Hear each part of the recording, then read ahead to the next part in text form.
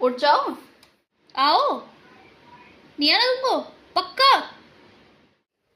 यही अब अपने यहाँ इसको सोते समय कुछ आवाज़ नहीं आएगी, बट इसको खाना खाने के लिए सबसे पहले आवाज़ आ जाएगी। लाइए देखना।